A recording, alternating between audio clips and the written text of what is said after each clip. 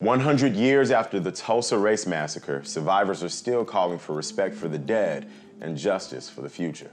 I'm Dometi Pongo, and this is MTV News Need to Know.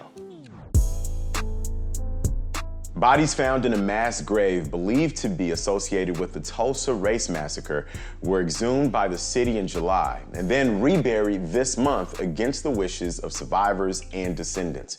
The action sparked outrage from locals, as well as historians and activists who are demanding a proper investigation into the graves and demanding reparations for the survivors still systematically and emotionally feeling the consequences. Now, survivors are asking the U.S. Justice Department to intervene in the city's search for mass graves. It's been just over 100 years since the massacre, one of our country's deadliest instances of racial violence, when white mobs terrorized the prosperous Black district of Greenwood. Survivors remember seeing bodies thrown into the Arkansas River and into mass graves. In 1921, the city police and sheriff's department helped arm white Tulsans, which is why attorney Demario Solomon Simmons argued that the Justice Department needs to take over. The city of Tulsa perpetrated the massacre and then led the cover-up of the massacre for 75 years. The known and suspected mass grave sites are crime scenes.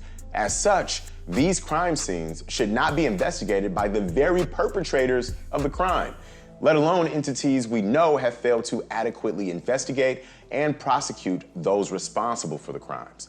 To understand the need for repair, you've got to understand the depths of the damage. Greenwood was nicknamed Black Wall Street for being one of the wealthiest Black communities in the country. The small district was a self-contained, self-reliant economy with banks, hotels, entertainment, restaurants, barbershops, real estate agencies, schools, and a business college, all Black-owned.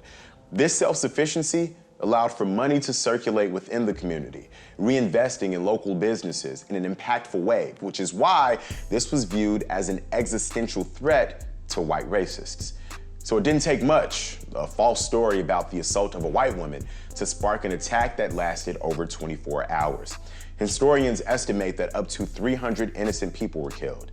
Over 2,000 businesses were destroyed and nearly 10,000 Black Americans were left homeless. The American Journal of Economics and Sociology estimates that today that would add up to over $200 million in losses. And in terms of human life, this was the fourth deadliest terrorist attack on American soil to this day. By 1925, survivors were beginning to rebuild their lives and their businesses. But starting in the 1960s, the government used its right to seize land for the sake of clearing out and revitalizing quote-unquote bad parts of town. And since then, efforts to rebuild Greenwood have been undercut by policies enacted to prevent the community from thriving again. On Wednesday, Councilwoman Vanessa Hall Harper told News on 6 that she's helping to lead a new program to redevelop the district. This land was taken during urban removal or urban renewal, and it was used in eminent domain. So that's why all this land is vacant. This so-called urban renewal was a systematic way of removing Black participation from the economy. Not only are the families of Black Tulsans dealing with the pain of not granting their ancestors a proper burial following their murders, or the pain of being denied a proper investigation, but they also had to deal with subsequent policies that robbed them of any chance at the American dream of generational wealth. And all over the country, similar policies pull the rug from beneath African-American communities, resulting in the wealth gap that we see today. Advocates today are pushing for a proper investigation to honor the dead and reparations to help the living.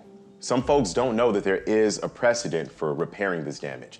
In 1988, President Reagan awarded reparations to Japanese Americans who were forced into internment camps during World War II, along with an official apology. And when slaves were emancipated, President Lincoln awarded reparations to slave owners for loss of labor.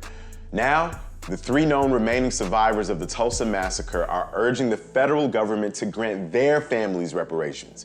Leslie Benningfield Randall, Viola Ford Fletcher, and Hughes Van Ellis were all small children when their lives were turned upside down. Yet, the traumatic memories remain as they testified to Congress this year. I still see Black men being shot, Black bodies lying in the street. I still smell smoke and see fire.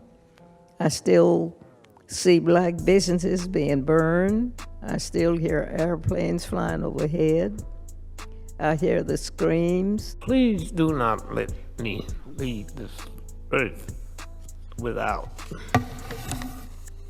justice, like all the others, massacre, survivors. I'm Dometi Pongo, and that's what you need to know.